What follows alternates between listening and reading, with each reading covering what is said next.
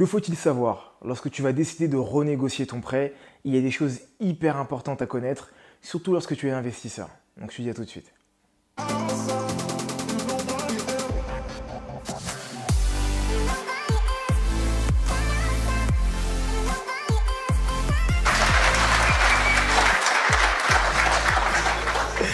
Plus sérieusement, salut à toi ambitieux, ça me fait extrêmement plaisir de te voir sur cette nouvelle vidéo. Comme tu as pu voir, on fait peau neuve et ça pour plusieurs raisons. Déjà parce que ça faisait un bout de temps que mon générique, je ne l'avais pas changé et j'avais envie de le changer un petit peu. Et la seconde chose, c'était aussi une manière de te remercier, de vous remercier, vous qui vous abonnez de plus en plus. Donc c'est cool, ça fait extrêmement plaisir. Donc si tu ne me connais pas, je me présente très rapidement. Roméo, je suis courtier en prêt immobilier et également investisseur. J'accompagne donc des investisseurs dans le cadre de projets immobiliers et puis je te montre aussi mes propres projets immobiliers. Présentation faite, nous allons parler aujourd'hui de la renégociation de prêts immobiliers et surtout en rapport avec les investisseurs. Il y a un point qui est hyper important et qui est très souvent oublié. Et je me devais de t'en parler. Donc, on va avoir plusieurs points par rapport à la renégociation. Déjà, savoir comment ça se passe, qu'est-ce qu'une renégociation. Et ensuite, à la fin de la vidéo, je t'expliquerai donc la chose qui est vraiment importante. Et ce n'est pas une blague, je t'assure, ce n'est pas un attrape, un putaclic ou autre. Il faut vraiment que tu connaisses ce point-là parce que ça va avoir un impact sur ta rentabilité, en fait, d'une certaine manière, le fait de renégocier ton prêt. Donc, je te laisse t'abonner. Quelques secondes pour ça et puis on démarre ensuite.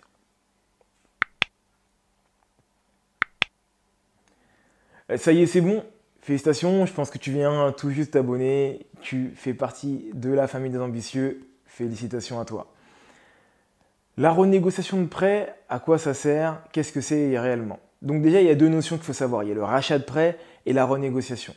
C'est souvent mélangé et on confond aussi pas mal les choses. La renégociation de prêt va se faire uniquement dans la banque qui t'a prêté à l'origine l'argent. Donc, imaginons que j'ai été dans la banque des écureuils et je décide de demander à ce que cette banque-là qui m'a prêté de l'argent il y a quelques années revoie les conditions tarifaires. Là, on va parler d'une renégociation de prêt. D'accord? Imaginons que cette banque d'écureuils décide de ne pas me faire une proposition qui m'intéresse. À ce moment-là, je vais partir voir une autre banque.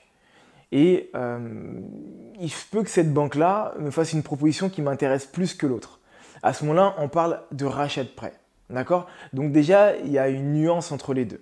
Il faut que tu saches que lorsque tu vas partir voir un courtier, le courtier ne peut pas aller voir ta banque pour renégocier ton prêt. Ce n'est pas possible. Il n'y a que toi qui peux aller voir ta banque pour renégocier ton prêt. D'accord? Ça, c'est un autre point aussi qui est hyper important. J'ai pas mal de clients qui viennent me voir et qui me demandent est-ce que tu peux partir voir ma banque pour négocier pour moi parce que tu négocieras forcément mieux que moi, vu que c'est ton métier. Alors, je suis d'accord sur ce point-là. Néanmoins, il ne m'est pas possible en tant que courtier de partir voir la banque qui t'a prêté l'argent à l'origine. Mais je peux partir voir d'autres banques. D'ailleurs, si cela t'intéresse, les liens sont juste en bas. C'est ce qu'on appelle un call diag. Ça te permet de rentrer en contact avec moi afin de pouvoir préparer ta stratégie, ou en tout cas établir un début de stratégie. C'est totalement gratuit et c'est pendant une dizaine de minutes. Donc, parenthèse fermée également par rapport à ça. Maintenant qu'on connaît la nuance entre la renégociation et le rachat de prêt, la question qui peut se poser, c'est à quoi ça sert de renégocier son prêt, à quoi ça sert de faire racheter son prêt. Alors, il y a des personnes qui ont emprunté il y a plusieurs années de ça, avant qu'il y ait la crise des subprimes et donc du coup la baisse énorme qu'il y a eu au niveau des prêts immobiliers. Et donc du coup, ils sont encore avec des prêts avec des intérêts qui peuvent paraître élevés. Je dis bien peuvent paraître élevés. Tu vas comprendre pourquoi je te dis ça. Donc très naturellement, ils vont se dire ok, je paye 800 €, je paye 1000 €. Aujourd'hui, en renégociant mon prêt, je peux descendre de 800 à 750 ou de 1000 à 950, voire même 800 € des fois, parce que tu as des personnes qui sont encore à des intérêts qui sont des fois à 10%, à 6%. J'ai déjà vu 8% même, c'est le maximum que j'ai renégocié. Donc, c'est pour te faire comprendre qu'il y a des personnes qui n'ont pas encore surfer sur cette vague-là et si c'est le cas pour toi, bah, sache que tu peux renégocier encore ton prêt, tu peux partir voir ton banquier ou tu peux venir me voir moi pour qu'on aille faire un rachat de prêt. Néanmoins, il y a un autre point que j'ai envie de t'avancer. La première chose, c'est que en faisant ce rachat de prêt et cette renégociation, tu ne vas pas non plus descendre de 50% de tes mensualités. On va parler en pourcentage parce que parler en euros, ça ne correspond pas forcément à grand-chose. Donc, le fait que tu renégocies ton prêt, sauf cas exceptionnel, tu ne vas pas descendre de 50% ou de 30% ou de 40% de tes mensualités initiales. Là où moi, je peux te demander et je t'invite à travailler, le point sur lequel je t'invite à travailler, ça va être sur tes assurances emprunteurs qui, elles, peuvent avoir un coût qui va être conséquent et également sur la modulation de tes prêts. D'accord ? La modulation de tes prêts, c'est la possibilité de pouvoir aller à la hausse ou à la baisse de tes mensualités pendant une certaine période ou voire pendant tout le reste de ton crédit. Donc, on réétablit tes échéances. D'accord ? Chaque banque a une option qui est bien précise par rapport à ça. Donc, il va être intéressant à ce moment-là de se dire « Ok, je vais voir ce qui a marqué sur mon offre de prêt et quelles sont les modularités auxquelles j'ai droit et je vais demander à ce que les modularités soient exercées sur mon prêt. » Bien sûr, c'est à l'appréciation du banquier. Il peut accepter ou non de le faire, mais en règle générale, si tu as joué les jeux, si tu as bifurqué tes salaires, si tu es un bon client à leurs yeux, il y a peu de raisons qu'ils n'acceptent pas de faire la modulation des échéances. Pourquoi ça va être plus intéressant ? Parce que l'impact va être beaucoup plus significatif. Si on reprend les assurances, n'oublie pas qu'aujourd'hui, tu t'assures sur de la spéculation. Ça signifie que tu t'assures sur le fait et sur l'idée qu'il puisse y avoir un problème un jour. Mais il se peut qu'il n'y ait pas de problème. Et tu ne seras pas remboursé, c'est une perte sèche tes assurances. Donc il peut être intéressant à ce moment-là de renégocier tes assurances, premièrement.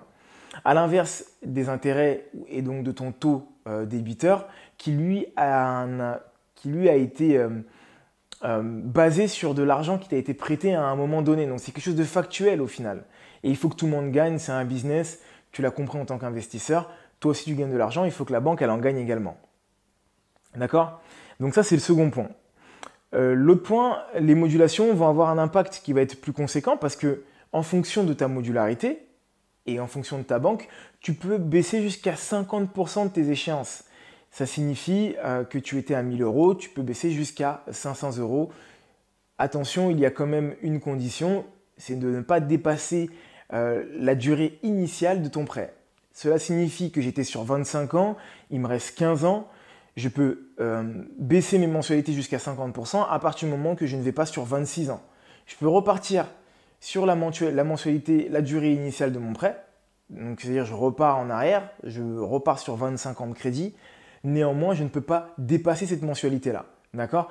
Donc ça, c'est un point également qui va être important à prendre en compte. C'est qu'il y a des conditions qui sont propres à chacune des banques. Le point qui est hyper important lorsque tu es investisseur et que tu souhaites renégocier ton prêt. C'est un point qui est très souvent oublié. Bon, déjà, tu sais qu'il va y avoir des indemnités de remboursement par anticipation. D'accord ? Alors, je te vois déjà arriver et me dire « Non, Roméo, moi j'ai négocié pour ne pas avoir d'IRA. » Donc, indemnité de remboursement par anticipation. Oui, tu as négocié afin de ne pas avoir d'IRA. Mais c'est uniquement que lorsque tu fais un remboursement par anticipation avec tes propres deniers. C'est-à-dire que tu ne rembourses pas ton crédit à travers une banque, à travers le prêt d'une autre banque. D'accord ? Donc, ce n'est pas une autre banque qui rachète ton bien. À ce moment-là, tu n'as pas de remboursement par anticipation. Si tu fais une renégociation, tu n'as pas de remboursement par anticipation également. Là, il n'y a pas de problème. Parce que tu ne rembourses pas par anticipation, tu demandes à ta banque qu'elle prenne moins d'intérêt. Donc pour ça, il n'y a aucun souci. Le premier point à savoir, c'est que donc, tu vas avoir des indemnités de remboursement par anticipation qui vont gonfler le montant du capital restant dû. D'accord ? En fonction du montant qu'il y a, en fonction également du taux débiteur, en fonction des intérêts.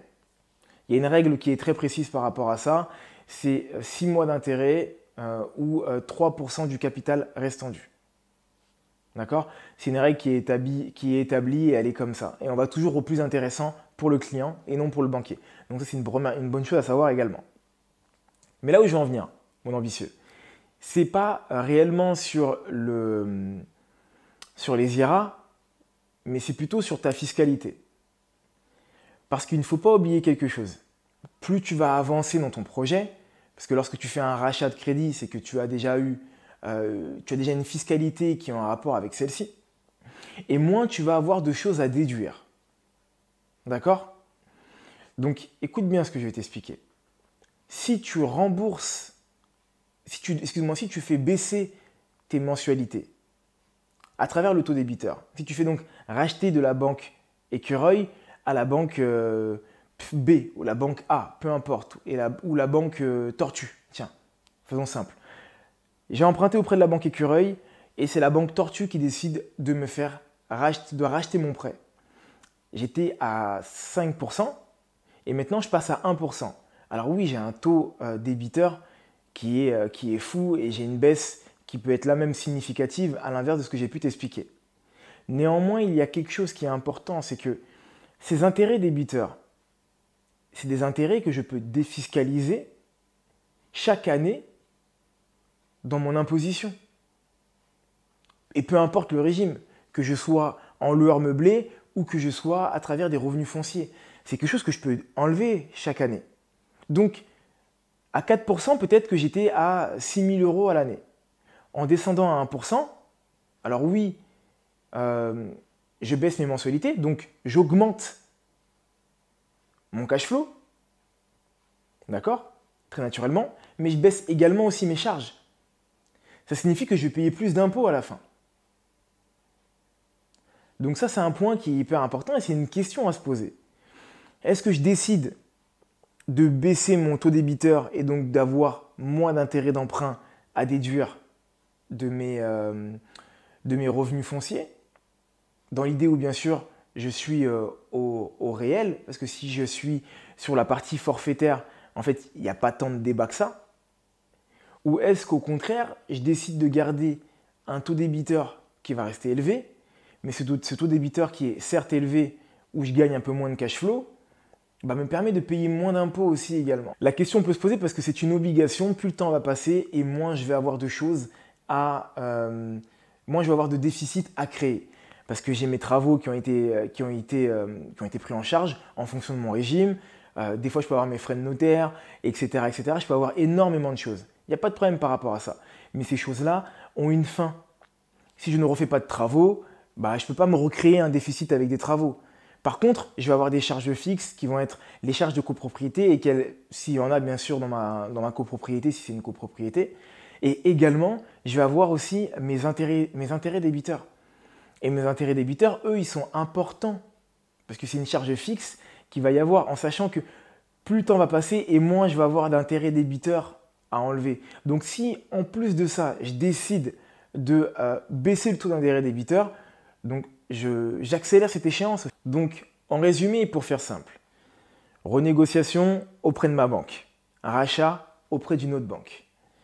Là où je vais avoir un impact réel, ça va être plus sur les assurances et sur la modularité de mes échéances. D'accord? Jusqu'ici, je pense que c'est clair. Si je décide malgré tout de vouloir faire racheter mon crédit afin de pouvoir baisser mes mensualités, il faut que je fasse rentrer en compte un facteur qui va être important. C'est que je vais avoir moins de choses à déduire dans mon imposition. Donc du coup, je vais avoir mécaniquement plus d'impôts à payer, en sachant que plus le temps va passer et plus mes intérêts vont baisser pour faire augmenter mon capital, sous forme d'entonnoir tout simplement, ou sous forme de X, si on peut le voir de cette manière-là. Voilà, c'est la fin de cette vidéo. J'espère qu'elle t'aura plu, mon ambitieux. Si c'est le cas, n'hésite pas à la partager sur WhatsApp, sur Facebook, sur ton site, sur ton blog, sur ce que tu veux, parce que vous le faites de plus en plus et ça me fait extrêmement plaisir. Les liens sont en bas pour pouvoir rentrer en contact avec moi. C'est très simple. Il y a ce qu'on appelle un call diag et c'est gratuit pendant une dizaine de minutes. Donc n'hésite pas, fais-le. Rentre en contact avec moi. Mets-y un pouce vers le haut de préférence si cette vidéo t'a plu et mes idées commentaires si tu as un avis à donner. Je me ferai un plaisir d'y répondre comme d'habitude ou si tu as des questions. Entre-temps ambitieux, entre-temps ambitieuse, ce que je peux te dire, c'est de continuer à croire en toi et à te former.